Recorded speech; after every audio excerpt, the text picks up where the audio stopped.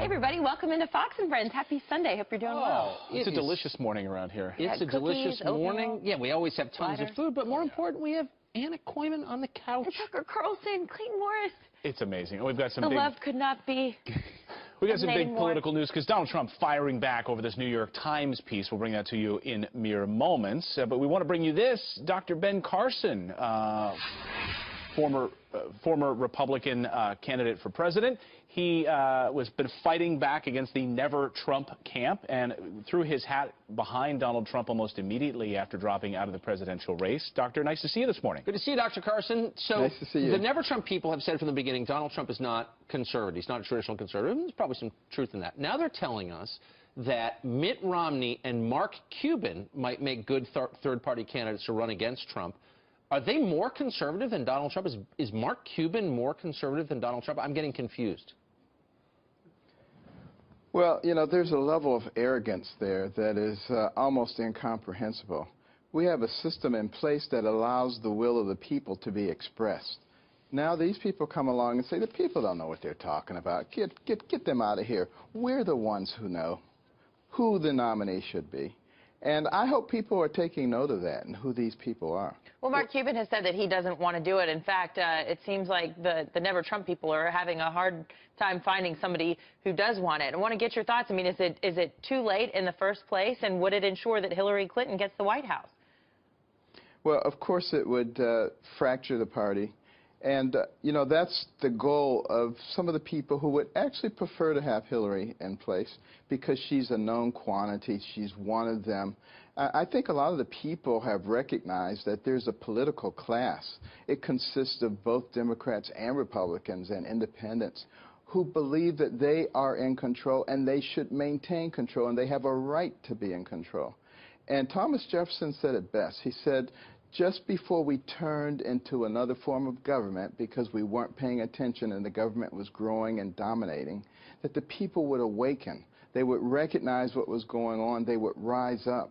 I believe that's happening, not just with Republicans. A lot of Democrats also are recognizing what's going on because, you know, we're Americans first, and we have a system that has worked very well, that propelled us to the pinnacle of the world, that gave our children an opportunity. We're throwing all that away right now, and I think a lot of people are starting to understand that. It was reported this week, Dr. Carson, that you are mounting sort of a PR campaign, reaching out, making phone calls to people perhaps in the Never Trump movement, former rivals of Donald Trump, making the case to come on to the Trump train.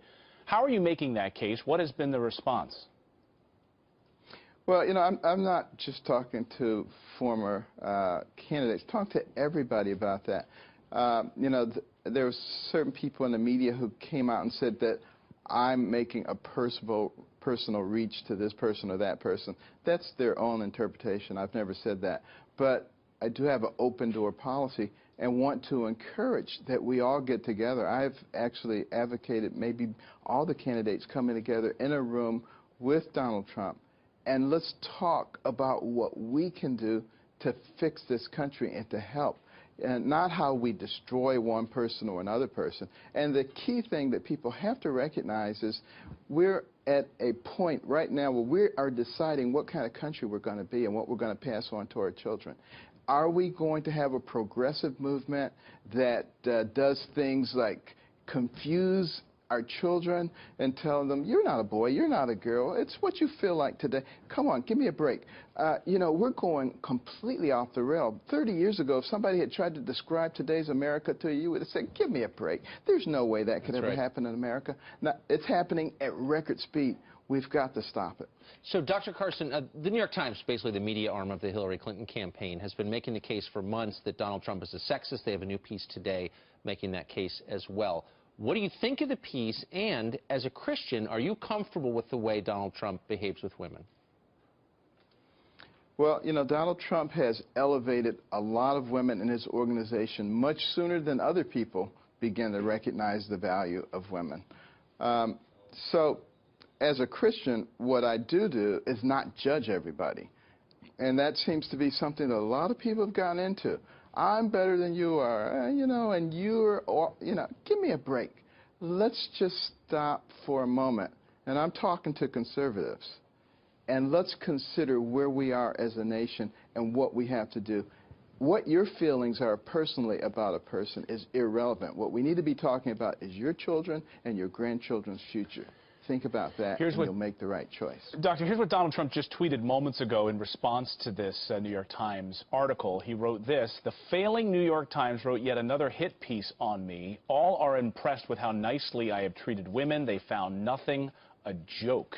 Do you think next week that the New York Times will release a lengthy piece on the history of women in the Clinton family? No, I don't think that's very likely to happen. You know, they don't even try to hide their bias. You know, many of these newspapers and news organizations, and that's why people have so little faith in them. They used to be highly trusted, and of course the press is the only business that's protected by our Constitution. The reason was because they were supposed to be honest, they were supposed to be on the side of the people and keep the people informed so that they could make the right choices. That has been distorted, and you see what the result is. I call upon young journalists to reject those people who are training them to be dishonest and to have an agenda. Dr. Carson, speaking of Hillary Clinton, she's been on her political megaphone saying that Donald Trump needs to release his taxes and that he must have something to hide if he doesn't release them. What do you think? Does he need to do that, or is that going to get him off message? And does he have anything to hide? Well, he has a lawyer. His lawyer has told him that he should not release those tax forms until after the audit is completed. He has said that once the audit is completed, he will release them. We don't have any reason to believe that that's untrue. So if somebody really wants them badly, why don't you put some pressure on the IRS to finish your audit so that he can release them? But it's a little weird, though, because, I mean, Donald Trump is so open about everything else. He doesn't seem to hide anything. Why wouldn't he release his tax returns? I mean, I don't know. It might be kind of interesting to read them. No? Again, I mean, you probably, Tucker, don't do things when your lawyer tells you not to do them either. I don't have any lawyers. a team of lawyers. I mean, you know, Mitt Romney has said that there's a bombshell hiding in these tax returns and that Donald needs to release them. Whether or not it's how much money he's donated or said he's donated to veterans, Mitt Romney has pointed out.